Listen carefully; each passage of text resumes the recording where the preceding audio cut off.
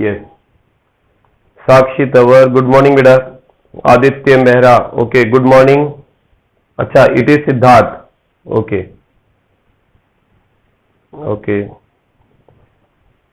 Yes Nitin, good morning and very good morning to all.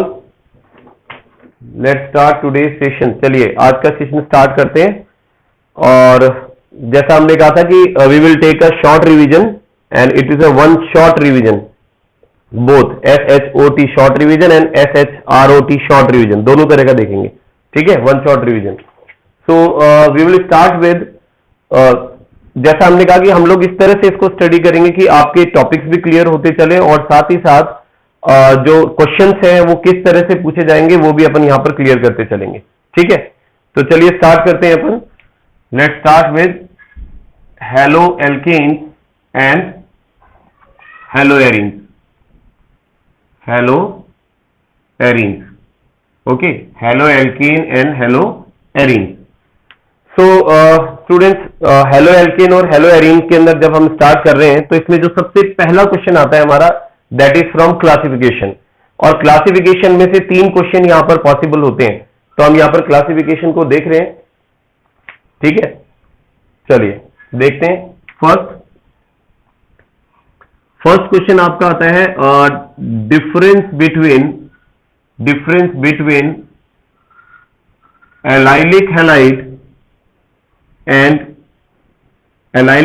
And alkyl halide. ठीक है, so we are not taking the classification but we are taking question out of that classification की question किस तरह से पूछा जाएगा। ठीक है, ओके, सो लेट्स सी। बीच बीच में थोड़ा ब्लड हो जाता है but I think now it is clear. Yes, okay, तो देखिए हम बात कर रहे हैं एलाइलिक हैलाइड की। If we are talking about allylic halide, तो जैसा हमने पढ़ा था कि एलाइलिक हैलाइड हम उस हैलोजन कंपाउंड को कहते हैं जिसमें हैलोजन जो है वो आपके पास sp3 हाइब्रिडाइज कार्बन से अटैच है and the carbon next to it will be sp2 hybridize, और उससे जो नेक्स्ट वाला कार्बन होगा वो आपके पास sp2 हाइब्रिडाइज्ड होगा। ठीक है, और अगर मैं यही एल्काइल हैलाइड को लेता हूं, CH3 CH2 CH2 and X, this is alkyl halide. Okay, if I take the example of alkyl halide, तो यहां आप देख सकते हैं कि आपके पास जो हैलोजन है वो sp3 हाइब्रिडाइज कार्बन से अटैच है और next carbon is also sp3। ठीक है, तो अगर मैं डिफरेंस की बात करता हूं तो डिफरेंस में आप देख सकते हैं कि वन इज हमारे पास जो एलाइलिक हैलाइड है, एलाइलिक हैलाइड जो है वो हमारे पास में, एलाइलिक हैलाइड जो है वो हमारे पास में किस फॉर्म में है, अनसैचुरेटेड फॉर्म में है, इट इज अनसैचुरेटेड। और दूसरा जो हमारे पास में है वो सैचुरेटेड फॉर्म में है। ओके, यस, तो ये हमारे पास में डिफरेंस हो गया। और दूसरा डिफरेंस ये हो गया कि नेक्स्ट कार्बन जो है उसको कंसीडर करना है आपको। जो नेक्स्ट कार्बन है वो आपके पास में sp2 है और इसमें जो नेक्स्ट वन कार्बन है वो sp3 हाइब्रिडाइज्ड है। ओके, तो ये तो फर्स्ट क्वेश्चन हो गया आपका। आई थिंक फर्स्ट इस तरह से क्वेश्चन आ जाता है तो हम डिफरेंस इसमें बता सकते हैं कि allylic halide the halogen is attached with sp3 but next is sp2, and alkyl halide the halogen is attached with sp3 and next carbon is also sp3 hybridized. Okay, और एक डिफरेंस ये unsaturated है और ये saturated है आपके पास में। और सिमिलरिटी दोनों में हैलोजन किससे अटैच है, sp3 हाइब्रिडाइज्ड कार्बन से अटैच है। नेक्स्ट अगर हम बात करते हैं तो दैट इज डिफरेंस बिटवीन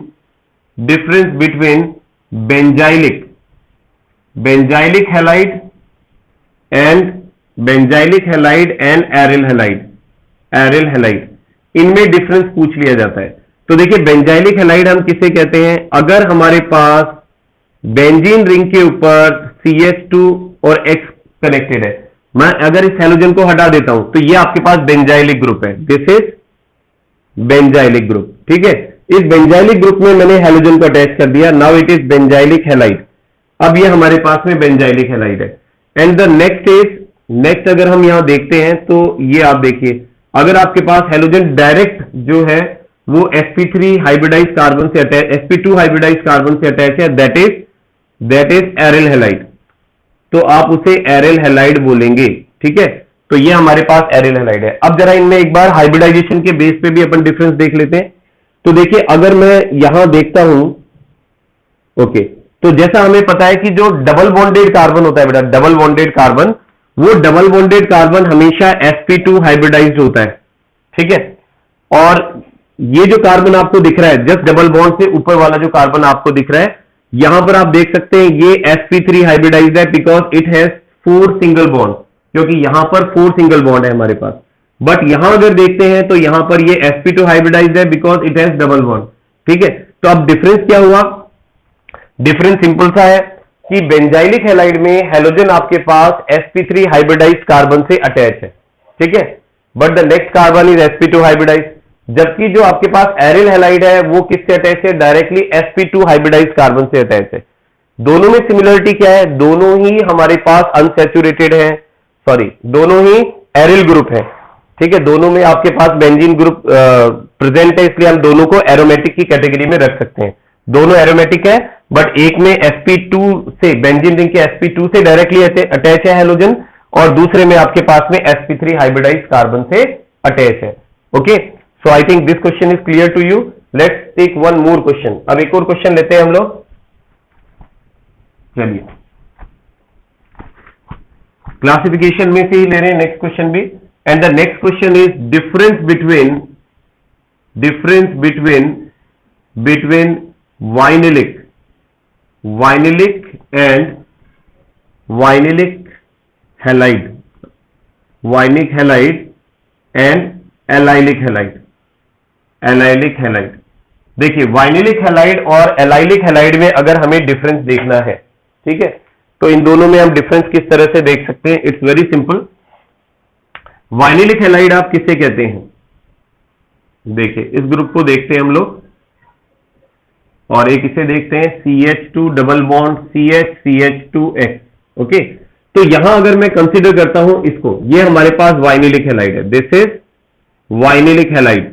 और वाइनिलिक हैलाइड में आप देख सकते हैं कि हैलोजन जिस कार्बन से अटैच है, ठीक है, हैलोजन जिस कार्बन से अटैच है that is sp2 hybridized carbon.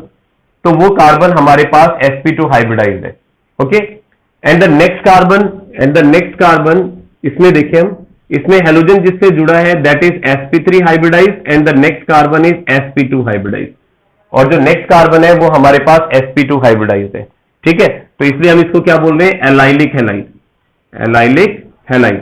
So I think it is clear to you, ठीक है, आपको क्लियर हो गया होगा कि किस तरह से हमारे पास में एलाइलिक ग्रुप हो सकता है। एलाइलिक के अंदर आपके पास हैलोजन sp3 से अटैच है, but the carbon next to it is sp2 hybridized, और ऐसे विनाइलिक के अंदर halogen directly sp2 hybridized carbon से अटैच मिलेगा आपको, ठीक है।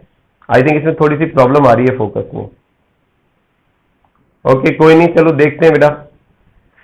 यस, तो अब यहां पर जो मैंने आपको बता दिया है, इनसे रिलेटेड एक छोटा सा मैं आपसे क्वेश्चन पूछ रहा हूं, ठीक है, आप मुझे कमेंट बॉक्स के अंदर उसको बता देना, ठीक है। ओके, तो Ram Prasad Kumawat, okay, good morning बेटा।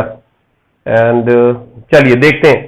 तो एक सिंपल सा क्वेश्चन है मेरा यहां पर, मैं एक कंपाउंड बना रहा हूं बेटा, जो मैंने अभी आपको डिफरेंस बताया उन डिफरेंस के अकॉर्डिंग आपको बताने की कोशिश करनी है कि ये जो हमारा कंपाउंड है ये कौन सा कंपाउंड है, ठीक है।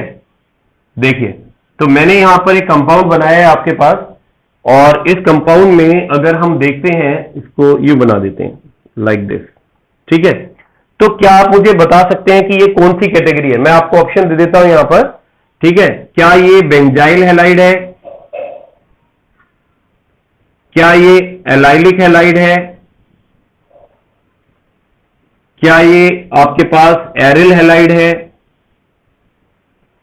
ठीक है, तो ये कौन सा ग्रुप हो सकता है?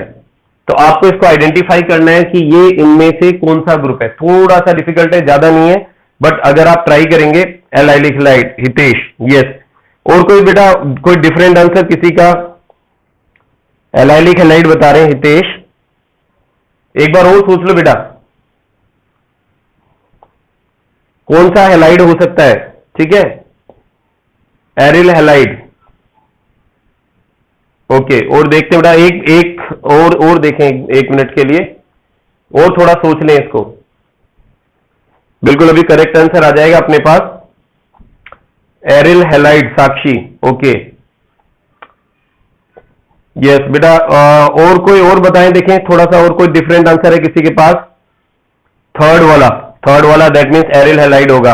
ओके चलिए, तो एक बार मैं बता देता हूं आपको। देखो इसमें एक्चुअली क्या है, ध्यान से देखना बेटा। इसमें आपको मैंने एक पहचान बताई थी बेंजाइलिक हैलाइड की, ठीक है।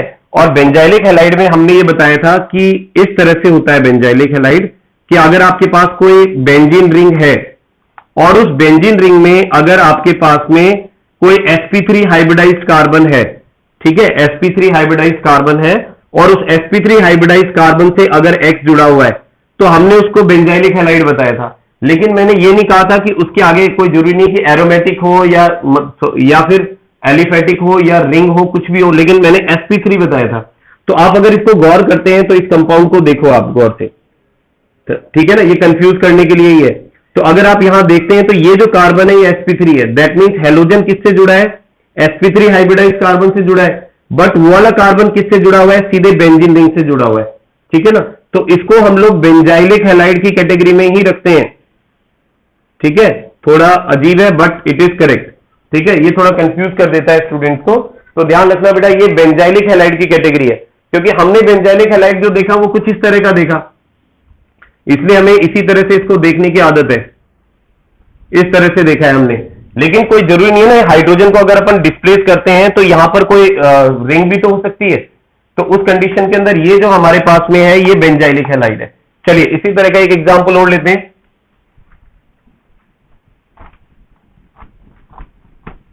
Okay, let's see one more example, ठीक है। इस बार हमारे पास जो कंपाउंड है दैट इज, ये कंपाउंड हमने अब यहां बना दिया है, ठीक है। तो इसको आइडेंटिफाई करें बेटा, देखिए ये कौन सा कंपाउंड हो सकता है और बताएं। तो यहां पर वही ऑप्शन लिख देता हूं मैं, इसको मैं एरिल हैलाइड बोल सकता हूं या मैं इसको एलाइलिक कह सकता हूं, ठीक है, या मैं इसको वाइनिलिक कह सकता हूं, ठीक है, या बेंजाइलिक कह सकता हूं, ठीक है। तो ये इसका आंसर बता दे, देखो कौन सा हो सकता है ये।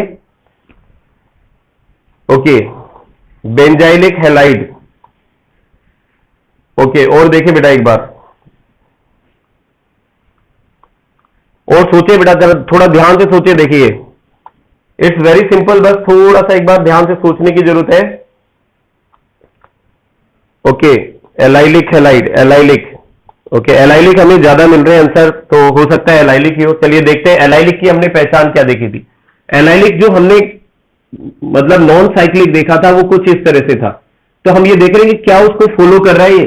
तो एलाइलिक की प्रॉपर्टीज हमने क्या बताई बेटा, एलाइलिक की प्रॉपर्टीज हमने बताया था कि हेलोजन जिस कार्बन से अटैच है, ठीक है, दैट इज sp3 हाइब्रिडाइज, और उससे नेक्स्ट वाला जो कार्बन है दैट शुड बी sp2, क्योंकि जहां डबल बॉन्ड आ गया दैट मीन्स वो sp2 हाइब्रिडाइज है, ठीक है। तो इसका मतलब ये sp3 और ये sp2, हेलोजन sp3 से जुड़ा होगा, नेक्स्ट कार्बन sp2 होगा। तो अब आपको यहां चेक करना है कि ऐसा इसमें है क्या। देखिए ये जो आपके पास में 3 सिंगल बॉन्ड दिख रहे हैं आपको, और एक्चुअली में यहां पर अगर मैं कार्बन को शो करता हूं तो कार्बन के साथ एक H भी होगा, ठीक है। तो ये जो कार्बन हुआ ये आपके पास sp3 हाइब्रिडाइज हुआ, ठीक है। और नेक्स्ट कार्बन आप चेक करें, ये वाला कार्बन ये sp2 हाइब्रिडाइज है। तो इसका मतलब ये इसी चीज को फॉलो कर रहा है, ठीक है, इसी रूल को फॉलो कर रहा है। तो इसका मतलब ये भी क्या होना चाहिए, ये भी आपके पास में एलाइलिक हैलाइड होना चाहिए, एलाइलिक हैलाइड होना चाहिए, ठीक है। तो ये हमारे पास एलाइलिक हैलाइड का एग्जांपल है। तो कई बार क्या होता है बेटा, स्टूडेंट जो है ना, थोड़ा सा घुमा दिया जाए क्वेश्चन को तो कंफ्यूज हो जाते हैं। तो जो अपन ने अपनी बुक्स में जो ट्रेडिशनल दिए हुए हैं, ठीक है, जो कन्वेंशनल मेथड दिए हुए हैं वो तो हमें आने ही चाहिए। उसके अलावा थोड़ा सा उसको चेंज करके और अलग मेथड से सोच के देखें तो हमें पता चल जाएगा कि ये कौन सा कंपाउंड है, ठीक है। वन मोर, फिर उसके बाद अगला टॉपिक लेंगे अपन, ठीक है। एक एग्जाम्पल और ले रहा हूं। सो एक ये एग्जाम्पल देखिए आप, यहां पर मैंने ये साइक्लिक कंपाउंड बनाया और हेलोजन को मैंने यहां अटैच कर दिया है। तो ये हमारे पास वाइनिलिक हो सकता है, एलाइलिक हो सकता है, या हमारे पास एरिल हो सकता है, या हमारे पास बेंजाइलिक हो सकता है, ठीक है। तो इन चारों में से first, second, third and fourth, तो मेरे को आप ऑप्शन टाइप कर दो, फटाफट हो जाएगा। 1 2 3 4, कौन सा ऑप्शन सही होना चाहिए बेटा इसमें, वाइनिलिक, एलाइलिक, एरिल या benzylic, which option should be correct?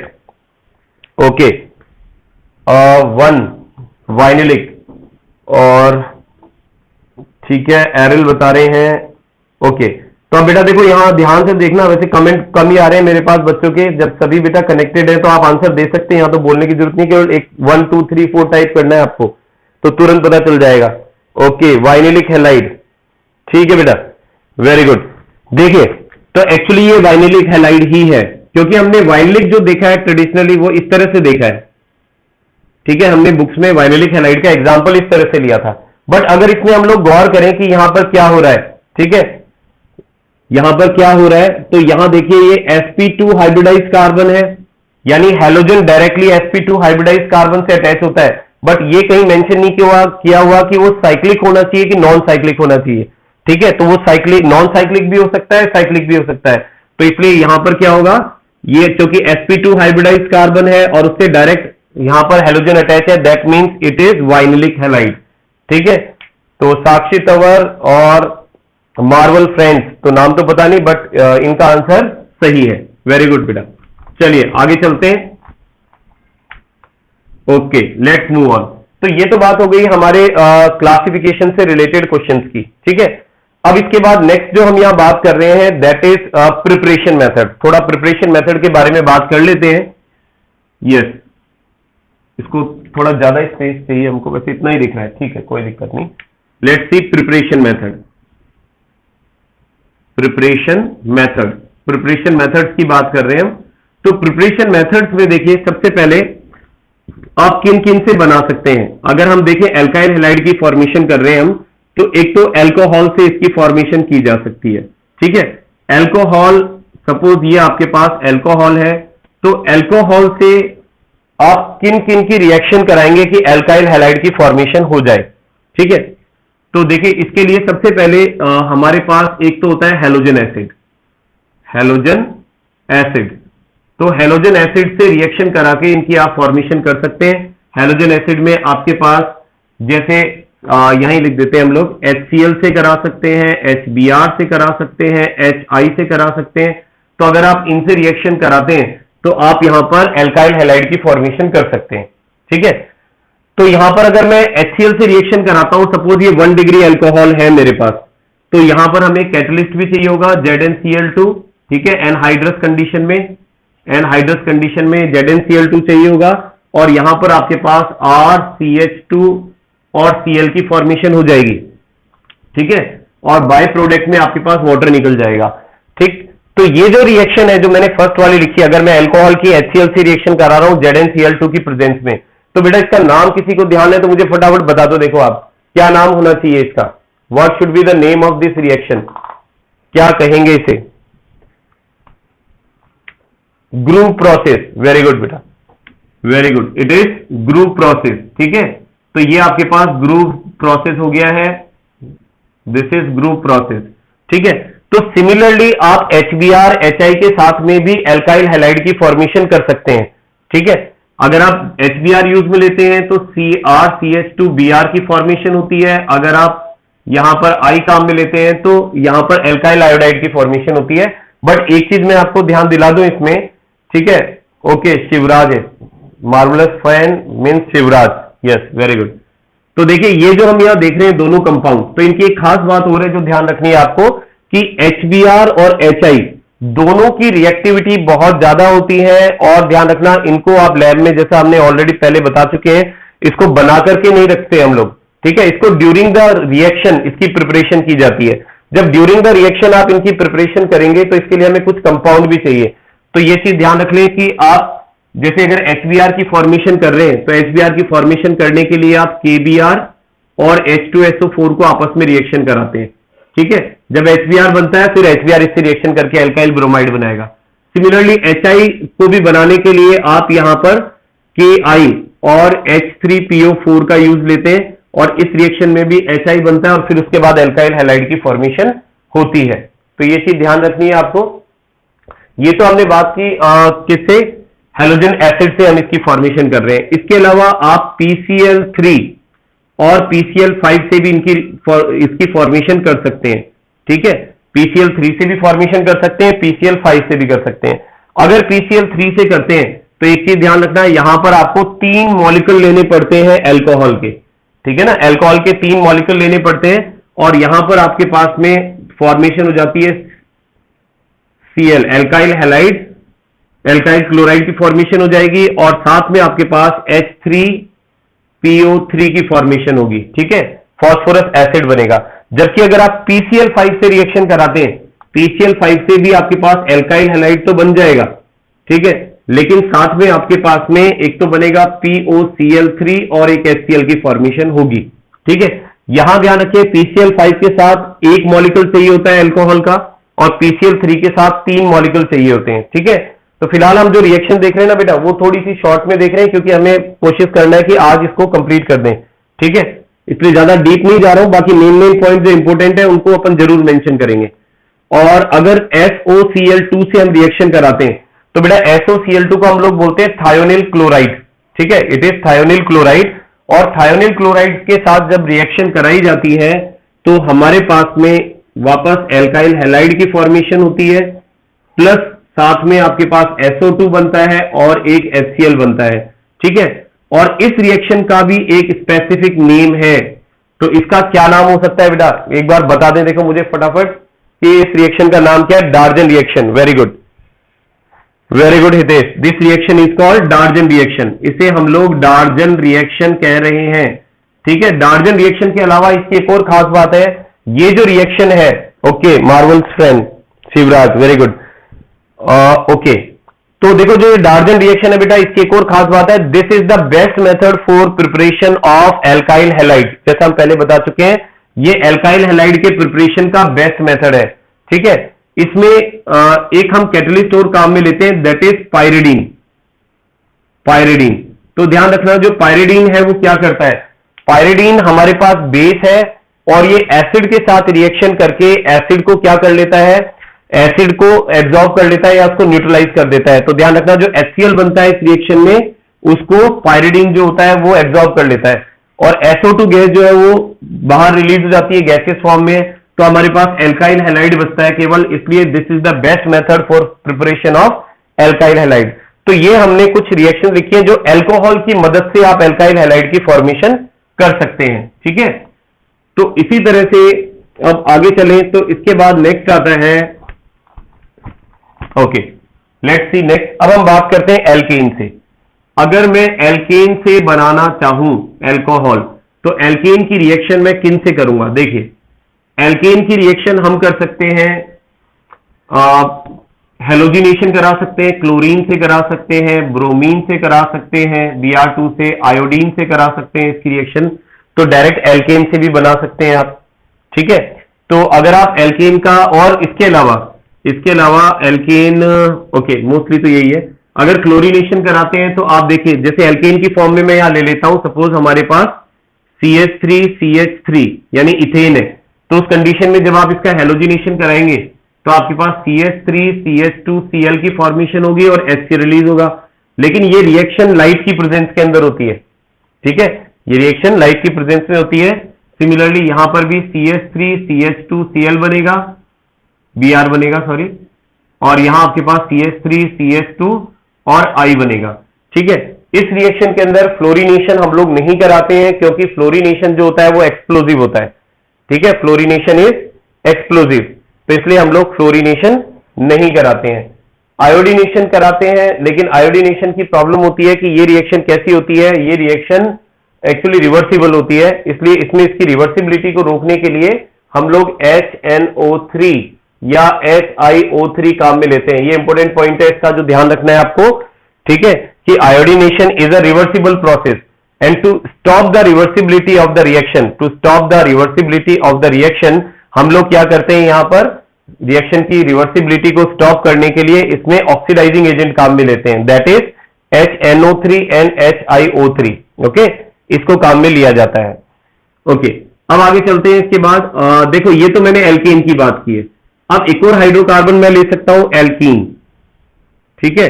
Alkene जो है अनसैचुरेटेड हाइड्रोकार्बन, एल्कीन भी हो सकता है, एल्काइन से भी बना सकते हैं, तो इनसे भी आप क्या बना सकते हैं, एल्काइल हैलाइड बना सकते हैं। तो अगर आप एल्कीन ले रहे हैं, suppose CH2 double bond CH2, ये मैंने एक एल्कीन लिया है, तो इस एल्कीन का, ओके ब्लड हो रहा है स्क्रीन,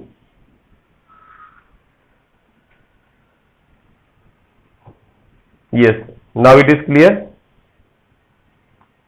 यस, देखते हैं। ओके, सो हम यह बात कर रहे थे एल्कीन की। अगर एल्कीन का मैं यहां पर हेलोजन एसिड से रिएक्शन कराता हूं बेटा, हेलोजन एसिड का मतलब जैसे HCl से करा सकता हूं, HBr से करा सकता हूं, HI से रिएक्शन करा सकता हूं, तो ऐसी रिएक्शन जो होती है इसको हेलोजिनेशन कह रहे हैं हम, हाइड्रो हेलोजिनेशन कह रहे हैं। तो हाइड्रो हेलोजिनेशन के अंदर आपके पास एक बॉन्ड ब्रेक होगा और बॉन्ड के ब्रेक होने से आपके पास हाइड्रोजन और हेलोजन दोनों का एडिशन हो जाएगा। तो ये जो रिएक्शन है इसको हम लोग कहते हैं हाइड्रो हेलोजिनेशन, ठीक है, इट इज हाइड्रो हेलोजिनेशन। तो आपके पास यहां CH3 CH2 Cl की फॉर्मेशन हो जाएगी और आगे देखते हैं यहां पर CH3 CH2 और Br की फॉर्मेशन हो जाएगी और यहां CH3 CH2 और I की फॉर्मेशन हो जाएगी। लेकिन यहां जो समझने वाली बात है और जो क्वेश्चन पूछा जाता है वो पूछा जाता है अनसिमेट्रिकल एल्कीन के लिए, ठीक है। तो इस चीज को एक बार और समझ लें, अनसिमेट्रिकल एल्कीन के लिए कैसे पूछा जाता है। जैसे मान लीजिए आपके पास है CH3 CH double bond CH2, तो ये हमारे पास एक अनसिमेट्रिकल एल्कीन है।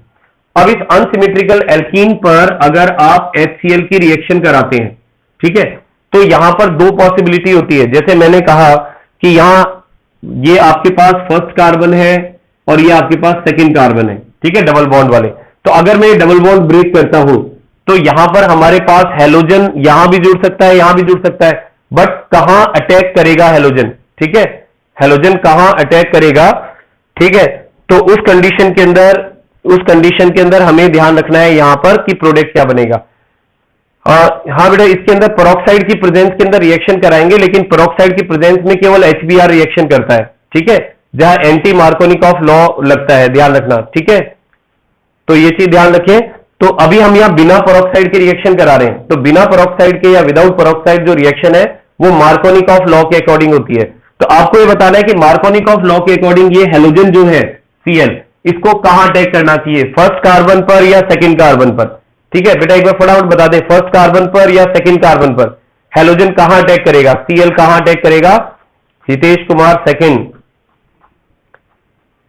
Okay, where hydrogen is less halogen will attack, ठीक है बेटा, वेरी गुड। मार्वल फ्रेंड, अभी तो मार्वल फ्रेंड ही बोल रहा हूं क्योंकि मेरे को नाम शो नहीं हो रहा उसमें, ऊपर चला गया, कौन बच्चा था, ओके, सेकंड कार्बन पर अटैक करेगा, यस वेरी गुड, ठीक है बेटा। तो यहां पर हेलोजन वहां अटैक करेगा जहां पर हमारे पास नंबर ऑफ हाइड्रोजन कम है, ठीक है।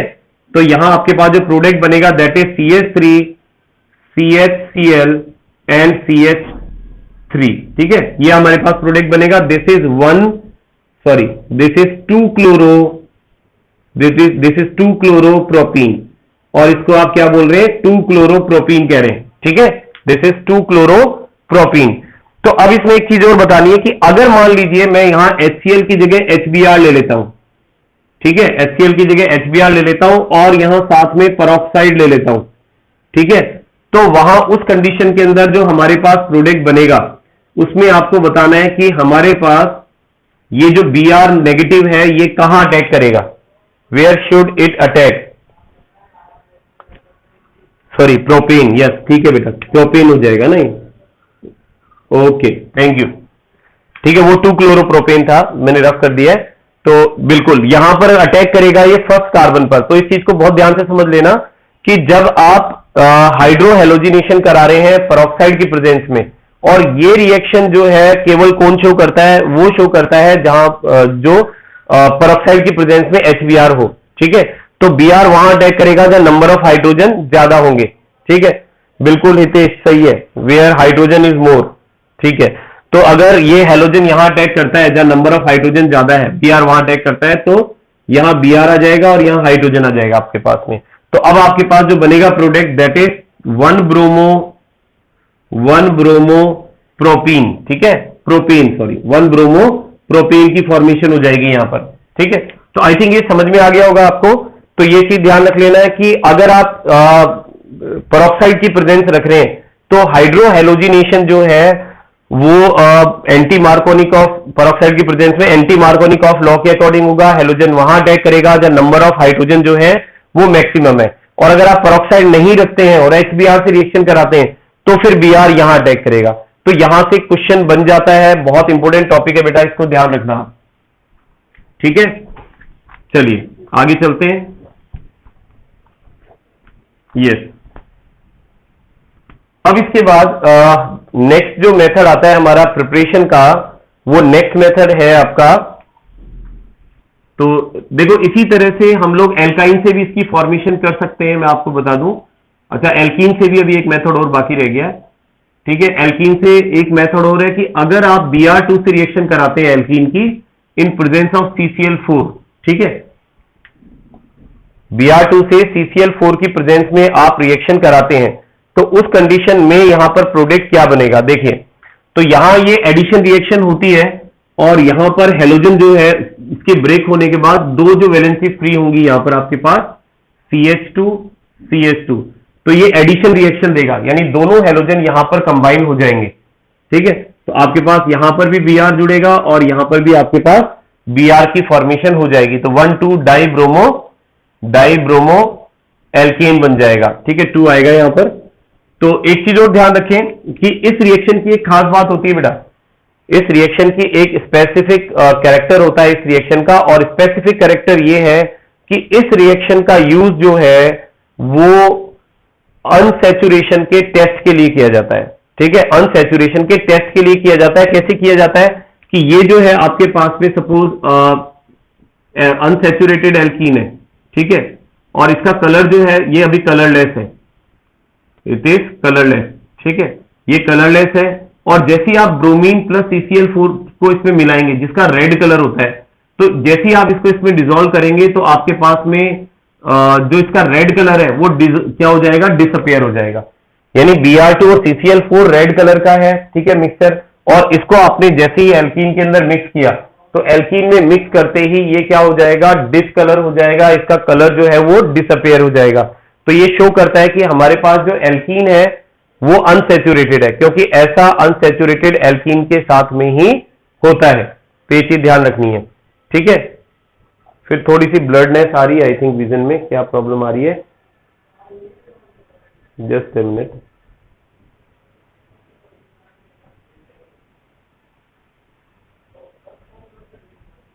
ब्लड हो रहा है बेटा।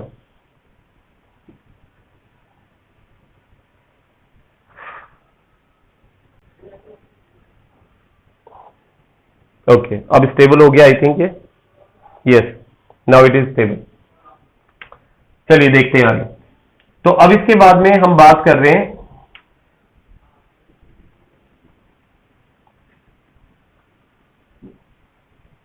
एक minute. Okay, now it is okay, not okay.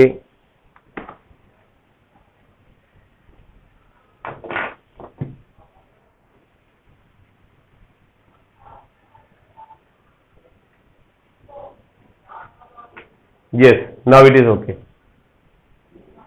देखते हैं बेटा आगे। तो ये हमने कुछ प्रिपरेशन मेथड देख लिए हैं। ठीक है, चलिए अब एक बार मैं कुछ क्वेश्चंस पे आ जाता हूं, ठीक है, इनसे रिलेटेड, ताकि ये भी इंपॉर्टेंट है, इनको देख लेते हैं। बढ़िया क्वेश्चन है, क्योंकि थोड़ा सा यहां पर कंफ्यूज करने की कोशिश की जाती है इन क्वेश्चंस में, तो कंफ्यूज होना नहीं है हमें। चलिए देखते हैं। तो जैसे एक क्वेश्चन है हमारा कि इन रिएक्शन को कंप्लीट करें। जैसे आपको दिया गया complete the following reaction,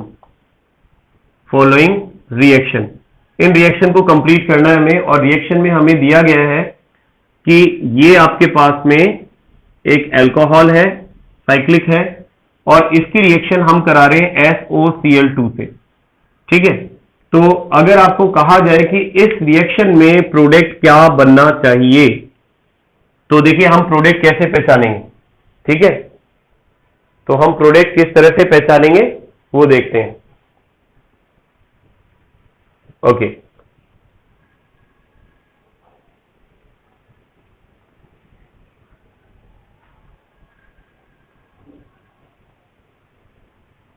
again blood आ रहा है थोड़ा सा। Yes, now it is, yes, क्लोरोसाइक्लोहेक्सेन।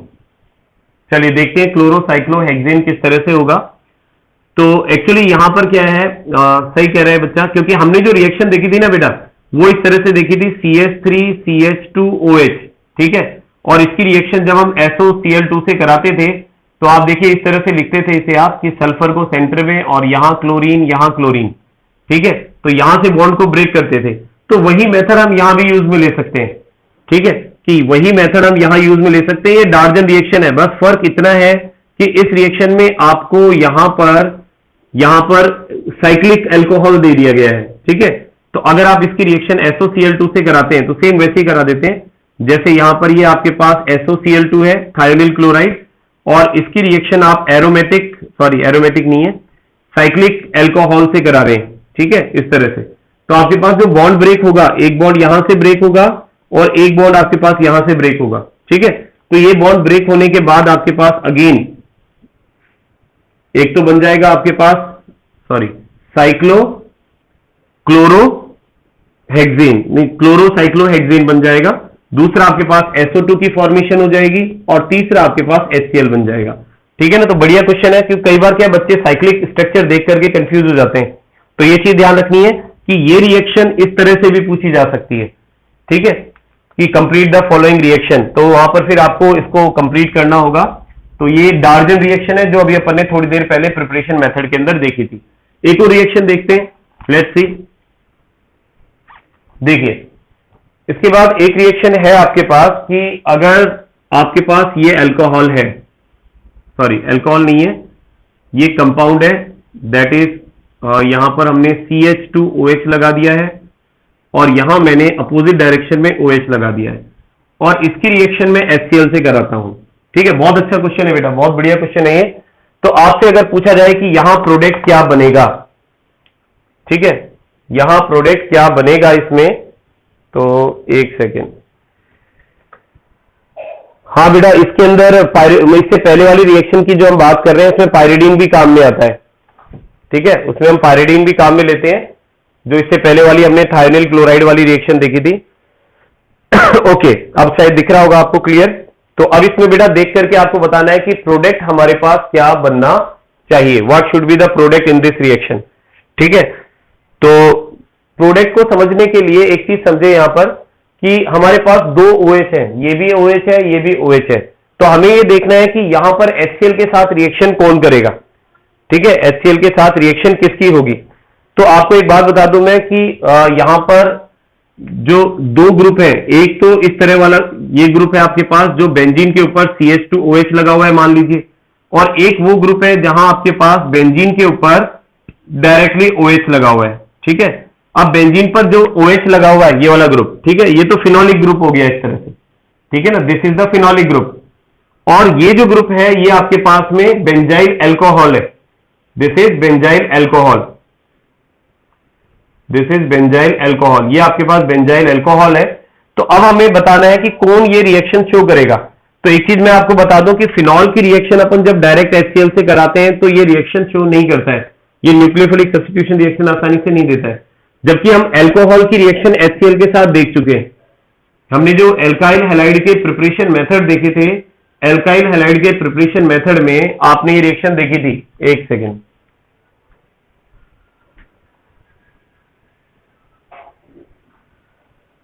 एक सेकेंड बेटा,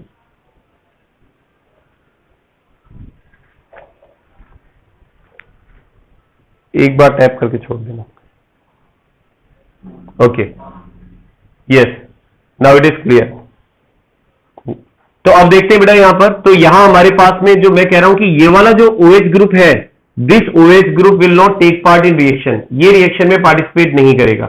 जबकि जो नेक्स्ट है हमारे पास में, ठीक है, नेक्स्ट ये यहां पर पार्टिसिपेट करेगा और OH के साथ में रिएक्ट करके H2O की फॉर्मेशन, H2O को रिलीज कर देगा, ठीक है। Yes, now it is clear. सो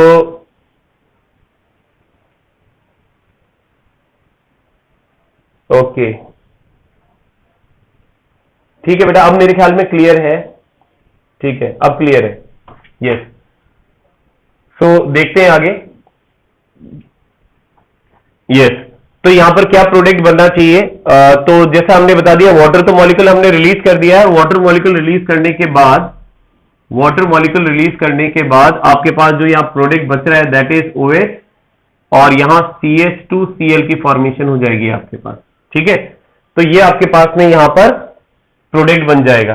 ठीक है, तो ये ध्यान रखना, ये OH पार्टिसिपेट नहीं करेगा जो एल्कोहलिक वाला OH है, क्योंकि ये वाला ग्रुप एल्कोहलिक है, सॉरी, हाँ, ये वाला ग्रुप जो है ये एल्कोहलिक है और ये फिनोलिक है, तो फिनोलिक वाला इस रिएक्शन में पार्टिसिपेट नहीं करता है। तो ये चीज ध्यान रखें। तो ये भी अच्छी रिएक्शन है कि यहां बच्चे कई बार कंफ्यूज हो जाते हैं इस रिएक्शन में।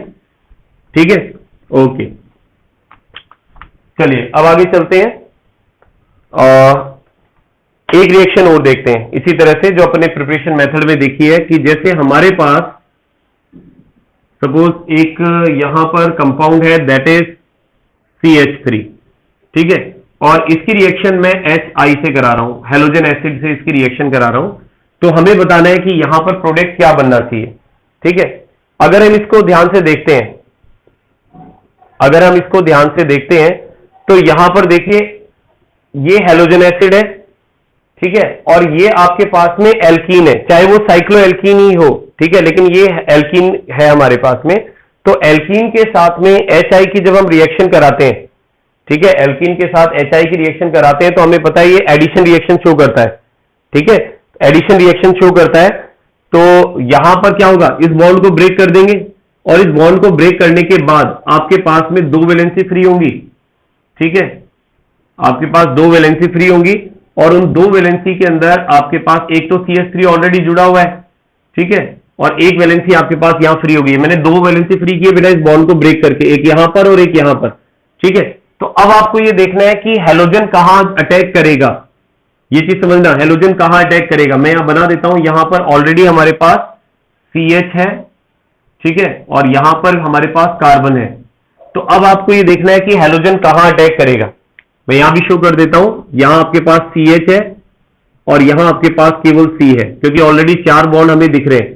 ठीक है, तो हेलोजन कहां अटैक करना चाहिए, यहां पर कोई पेरोक्साइड वगैरह कुछ भी गिवन नहीं है। प्रोडक्ट का नाम क्या होगा। ओके, तो आई थिंक बेटा इस पिछली रिएक्शन में पूछ रहे होंगे आप उसको कि अभी तो वो रिएक्शन मैंने रफ कर दी है, चलो इसमें देख लेंगे। तो यहां पर हम लोग जब हेलोजन का अटैक कराते हैं तो बेटा यहां आपका जो लॉ लग रहा है, कौन सा लॉ लग रहा है, देखिए यहां पर लॉ जो है वो कौन सा लगेगा, एट C, अच्छा CH पर 1-आइडोटोलुइन। ओके, चलिए देखते हैं। तो यहां पर हम ये कह रहे थे कि यहां मार्कोनिकॉफ लॉ लगेगा। ठीक है, क्योंकि पेरोक्साइड नहीं है, तो मार्कोनिकॉफ लॉ के अकॉर्डिंग हेलोजन वहां अटैक करेगा जहां नंबर ऑफ हाइड्रोजन कम होंगे। ठीक है, जहां नंबर ऑफ हाइड्रोजन कम होंगे, तो यहां एक भी हाइड्रोजन नहीं है और यहां आपके पास में एक हाइड्रोजन है। ठीक है, तो एट C यानी मार्वल फ्रेंड सही है और हितेश 1-आइडोटोलुइन। ओके, 1-आइडोटोलुइन कैसे, हाँ 1-आइडोटोलुइन बिल्कुल। यहां पर एक्चुअली यहां आयोडीन आ गया है, यहां पर H आ गया है। ठीक है, तो इस H को मैं मिला के लिख देता हूं, तो ये CH2 बन जाएगा बेटा, ये CH2 बन जाएगा। तो इस कंपाउंड को अपन यूं लिख सकते हैं, इस कंपाउंड को यूं लिख सकते हैं, ये CH3 है ना, CH3 यहां पर I आ गया है और यहां पर CH2 सब जगह है ही। तो अब आपके पास में एक्चुअली ये टोलुइन नहीं है, मैं आपको बता देता हूं, जैसे हितेश ने कहा 1-आइडोटोलुइन। ओके, मार्कोनिकॉफ लॉ लग रहा है इसके अंदर। ठीक है, लेकिन ये 1-आइडोटोलुइन नहीं है। 1-आइडोटोलुइन इसलिए नहीं है, बिल्कुल 1-आइडोटोलुइन इसलिए नहीं क्योंकि ये बेंजीन रिंग नहीं है बेटा अपने पास। ठीक है, तो यहां पर आपके पास ये हो सकता है, यहां आयोडीन लगा हुआ है। ठीक है, तो इसका जो नाम अगर आप लिखते हैं तो नेमिंग अगर आप करते हैं तो यहां पर हो सकता है 1-आइडो, ठीक है, 1-मिथाइल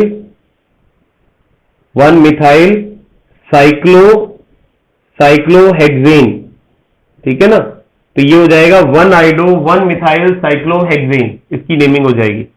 ठीक है, क्योंकि ये जो आपके पास कार्बन है ये 1 कार्बन है और इस फर्स्ट कार्बन के ऊपर ही आयोडीन जुड़ा हुआ है और इस कार्बन पर ही CH3 जुड़ा हुआ है, इसलिए हम इसको कह रहे हैं 1-आइडो 1-मिथाइल साइक्लोहेक्सेन। ठीक है, इसकी फॉर्मेशन हो गई है यहां पर।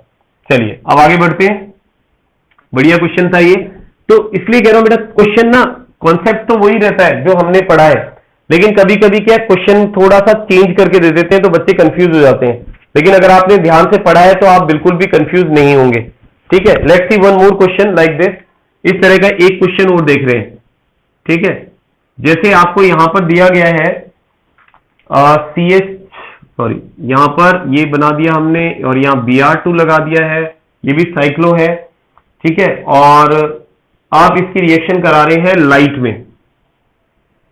लाइट में इसकी रिएक्शन करा रहे हैं। तो एक्चुअली क्या होता है, देखो इसका प्रोडक्ट जो है ना, बच्चे थोड़ा सा गलत प्रेडिक्ट कर देते हैं। अगर आपसे पूछा जाए कि इसमें प्रोडक्ट क्या बनेगा, ठीक है, तो मैं यहां 2 प्रोडक्ट बना रहा हूं, तो आप मुझे इन दोनों में से बता देना कि कौन सा प्रोडक्ट सही है। एक Br मैंने यहां लगा दिया है, ठीक है, और एक प्रोडक्ट मैं यहां पर बना रहा हूं, यहां double bond as it is रखता हूं और मैंने Br को यहां अटैच कर दिया है। ठीक है, तो ये आपके पास, ये तो फर्स्ट वाला है और ये हमारे पास सेकंड वाला है। तो आपको ये बताना है कि इन दोनों में से, ओके, इन दोनों में से कौन सा प्रोडक्ट हमारा सही होना चाहिए। ठीक है, कौन सा प्रोडक्ट सही होना चाहिए। ओके, हाँ इथेस पहले वाला सही है, आपका साइक्लोहेक्सेन था पहले जो अपन ने बताया था। ओके, तो अब आपको फर्स्ट और सेकंड केवल ये बताना है, फर्स्ट सही है प्रोडक्ट, ये बनेगा, फर्स्ट प्रोडक्ट बनेगा, या आपके पास सेकंड प्रोडक्ट बनेगा। ठीक है, HBr रिलीज होगा, तो इनमें से क्या होना चाहिए, first one, second one. Okay, तो देखिए इसका रीजन वैसे एक्चुअली क्या है, यहां पर बेटा सेकंड वाला बनेगा। ठीक है, क्योंकि फर्स्ट वाला बनता तो फिर आप लोग पूछते ही नहीं, क्योंकि फिर वो तो अपन ऑलरेडी ये वाले लॉस तो अपन ने पढ़े हुए। लेकिन अब इसमें रीजन क्या है समझना, कि अगर आप किसी एलाइलिक हैलाइड की रिएक्शन हैलोजन से कराते हैं तो ध्यान रखना एलाइलिक हैलाइड जो है 1 नहीं होगा, क्योंकि CCl4 नहीं है। वेरी गुड बेटा, साक्षी तंवर 1 नहीं बेटा, 1 नहीं होगा। इसके अंदर ध्यान रखना आपके पास जो प्रोडक्ट बनेगा वो सेकंड बनेगा। मैं आपको बता देता हूं कि जैसे इसने बिल्कुल सही कहा कि अगर मान लीजिए आपके पास CH2 डबल बॉन्ड, हमने ये रिएक्शन देखी थी, मैं एक बार बता देता हूं आपको समझने में आसानी रहेगी।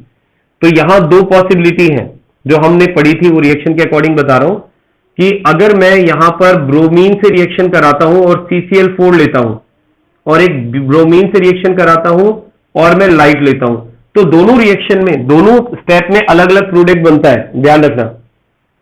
क्योंकि जब आप CCl4 सॉल्वेंट काम में लेते हैं तो वहां पर एडिशन रिएक्शन होती है, और दोनों Br इस डबल बॉन्ड वाले कार्बन से कनेक्ट हो जाते हैं। तो उस कंडीशन में तो हमारे पास CH2Br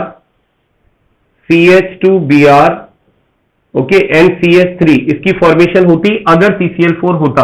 लेकिन क्योंकि CCl4 नहीं है तो ये सब्स्टिट्यूशन रिएक्शन देगा, और इस सब्स्टिट्यूशन रिएक्शन में Br जो है ये sp3 हाइब्रिडाइज जो कार्बन है यहां से हैलोजन को हटाता है। ठीक है, एक ही बार टाइप करना बस, तो अपने आप ही हो जाएगा, बार करने से फिर और ब्लड हो जाता है।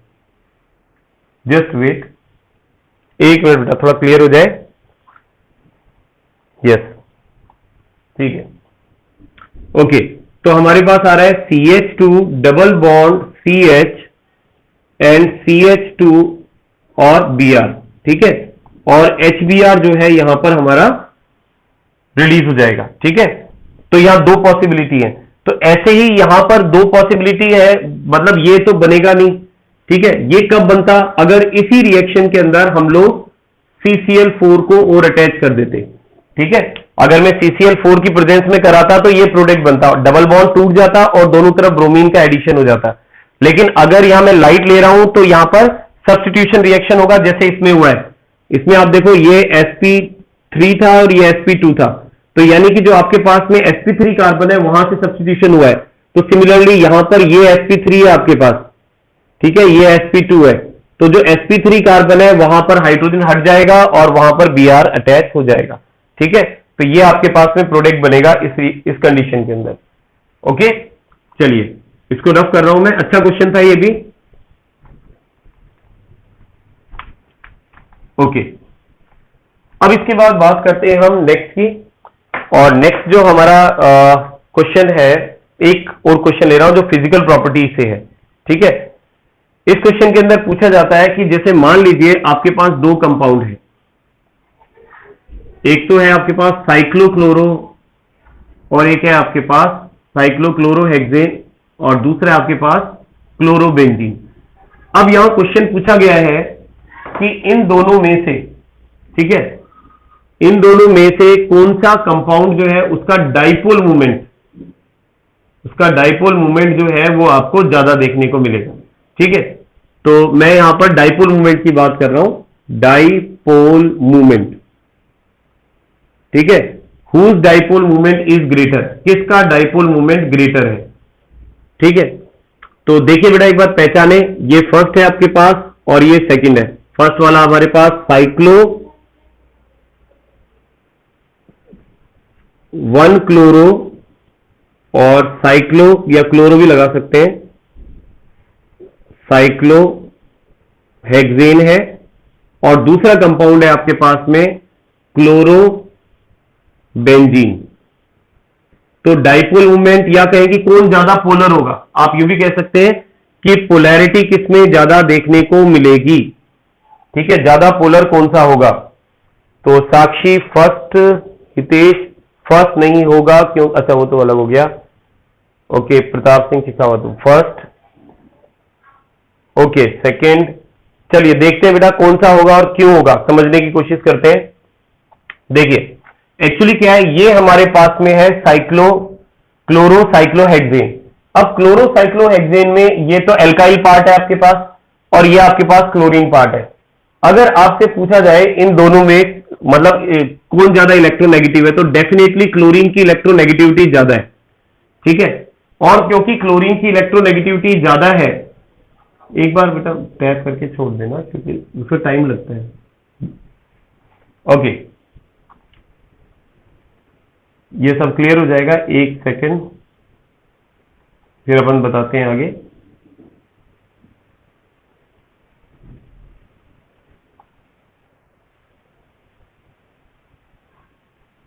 एक सेकंड,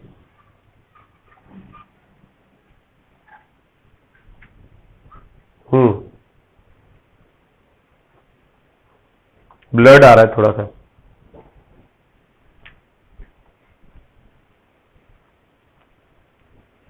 क्या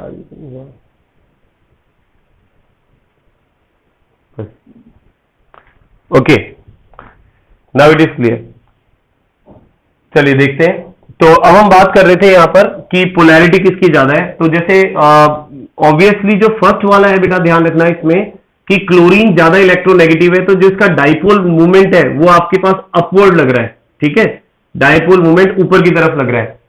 ठीक, जबकि अगर हम इसमें देखते हैं तो हमें पता है क्लोरीन का जो डाइपोल मूवमेंट है वो तो ऊपर की तरफ लगेगा क्योंकि क्लोरीन जो है वो ज्यादा इलेक्ट्रोनेगेटिव है। लेकिन एक चीज और ध्यान रखिए आप, बेंजीन जो होता है वो भी क्या होता है, इलेक्ट्रॉन विड्रॉइंग ग्रुप होता है। क्योंकि आपने पढ़ा होगा जब रेजोनेंस होता है तो उस कंडीशन में भी इलेक्ट्रॉन नीचे की तरफ मूव करते हैं, तो बेंजीन भी डाइपोल मूवमेंट लगाता है। तो अब आप देख सकते हैं इसके अंदर, क्योंकि डाइपोल मूवमेंट दोनों डायरेक्शन के अंदर लग रहा है। ठीक है, तो ऑब्वियसली इसमें तो ऐड हो जाएगा, मतलब इसमें तो एक ही है तो डेफिनेटली एक ही तरफ डाइपोल मूवमेंट लग रहा है और इसमें न्यूट्रलाइजेशन हो रहा है डाइपोल मूवमेंट का, तो डेफिनेटली यहां पर डाइपोल मूवमेंट क्या हो जाएगा, कम हो जाएगा। तो इसलिए हमें जो ज्यादा जो ज्यादा पोलर देखने को मिलेगा वो फर्स्ट वाला है। ठीक है, अगर हम पोलैरिटी की बात करते हैं तो ध्यान रखना कि हमारे पास क्लोरोसाइक्लोहेक्सेन जो है वो ज्यादा पोलर है और जो हमारे पास में क्लोरोबेंजीन है उसकी पोलैरिटी कम है। ठीक है, so I think it is clear to you, ये समझ में आ गया होगा आपको कौन ज्यादा पोलर है और कौन कम है। ठीक है, चलिए अब आगे चलते हैं, let's move to the next. देखिए अब इसके बाद हम बात करते हैं न्यूक्लियोफिलिक सब्स्टिट्यूशन रिएक्शन की। Let's talk about nucleophilic substitution reaction. तो देखिए न्यूक्लियोफिलिक सब्स्टिट्यूशन रिएक्शन में nucleophilic substitution reaction, actually nucleophilic substitution reaction को मैं दो पार्ट में डिवाइड कर रहा हूं। ठीक है, इनको दो पार्ट में हम स्टडी करते हैं। एक होता है SN1 रिएक्शन और एक होता है हमारे पास SN2 रिएक्शन। ठीक है, पहले हम बात कर रहे हैं SN1 रिएक्शन की, दोनों ही साथ लेके चलते हैं, आई थिंक बेटर रहेगा, और SN2 रिएक्शन की। ठीक है, SN1 रिएक्शन और SN2 रिएक्शन। ठीक है, इनके बारे में बात करते हैं। तो देखिए SN1 रिएक्शन जो है उसमें ध्यान रखें कि जो हमारे पास में 1 डिग्री SN1 रिएक्शन में 3 डिग्री एल्काइल हैलाइड की जो रिएक्टिविटी है वो कंपैरेटिवली ज्यादा होती है। ठीक है, 3 डिग्री एल्काइल हैलाइड की जो रिएक्टिविटी है दैट इज कंपैरेटिवली ग्रेटर, वो ज्यादा देखने को मिलती है। तो 3 डिग्री ज्यादा रिएक्टिव होता है, 2 डिग्री कम, और 1 डिग्री उससे भी कम रिएक्टिव होता है। जबकि अगर मैं SN2 की बात करता हूं तो यहां रिएक्टिविटी ऑर्डर इस तरह से होता है। ठीक है, बिल्कुल जस्ट अपोजिट। ठीक है, इसमें 3 डिग्री एल्काइल हैलाइड ज्यादा रिएक्टिव है और इसमें 1 डिग्री एल्काइल हैलाइड ज्यादा रिएक्टिव है। अब अगर इनके मैकेनिज्म की बात करते हैं कि किस तरह से रिएक्शन करते हैं, देखिए तो यहां मैं 3 डिग्री एल्काइल हैलाइड की रिएक्टिविटी ज्यादा बता रहा हूं, तो 3 डिग्री एल्काइल हैलाइड से ही हम यहां शुरू करते हैं कि ये आपके पास में 3 डिग्री एल्काइल हैलाइड है। ठीक है, 3 डिग्री एल्काइल हैलाइड है, और इसमें एक्चुअली ये जो रिएक्शन है SN1 रिएक्शन वो 2 स्टेप में परफॉर्म होती है। पहले स्टेप में आपके पास जो 3 डिग्री एल्काइल हैलाइड है ये अटैक करता है, सॉरी इसका डिसोसिएशन होता है, और ये इस तरह से कार्बोकैटायन की फॉर्मेशन करता है। इस तरह से कार्बोकैटायन की फॉर्मेशन करता है, जो 3 डिग्री कार्बोकैटायन बन गया है। अब ये जो 3 डिग्री कार्बोकैटायन बना है सेकेंड स्टेप के अंदर, इस 3 डिग्री कार्बोकैटायन के ऊपर अटैक होता है न्यूक्लियोफाइल का, और वो न्यूक्लियोफाइल का अटैक दोनों में से किसी भी डायरेक्शन से हो सकता है। ठीक है, सपोज मैं मान रहा हूं कि OH माइनस हमारे पास एक न्यूक्लियोफाइल है, तो ये इस डायरेक्शन से भी अटैक कर सकता है, इस डायरेक्शन से भी अटैक कर सकता है। तो हमारे पास 2 तरह के प्रोडक्ट बनने की पॉसिबिलिटी यहां पर हो जाती है। एक तो ये पॉसिबिलिटी हो जाएगी कि OH ने अगर लेफ्ट से अटैक किया है तो OH लेफ्ट में जाकर के जुड़ जाएगा। ठीक है, CH3 CH3 CH3, और अगर उसने राइट से अटैक किया है तो वो राइट डायरेक्शन के अंदर जाके इस तरह से कंबाइन हो जाएगा, CH3 CH3 और CH3, तो ये आपके पास प्रोडक्ट बन जाएगा। तो अगर मैं इन दोनों प्रोडक्ट को कंपेयर करता हूं, ठीक है ना, 50% तो इसकी फॉर्मेशन हो रही है बेटा, और 50% इसकी फॉर्मेशन हो रही है। ये वाला जो है इसका अगर कॉन्फ़िगरेशन हम देखते हैं तो OH लेफ्ट में है, और इसकी जस्ट मिरर इमेज ये वाला है। अगर मैं इसको L फॉर्म कह रहा हूं कि ये L फॉर्म बन रहा है, तो दूसरा जो है वो हमारे पास में क्या बनेगा, D फॉर्म बनेगा। तो ये जो L फॉर्म और D फॉर्म का जो मिक्सचर होता है, अगर आपके पास 50% L फॉर्म है, ठीक है, L फॉर्म है, और 50% बेटा आपके पास D फॉर्म है, तो इन दोनों का जो मिक्सचर होता है 50-50%, उसे ध्यान रखना हम लोग क्या बोलते हैं, रेसेमिक मिक्सचर कहते हैं। It is called racemic mixture, इसको रेसेमिक मिक्सचर कहा जाता है। Very good, it is called racemic mixture. ठीक है, और ये जो रेसेमिक मिक्सचर होता है ये ऑप्टिकली इनएक्टिव होता है।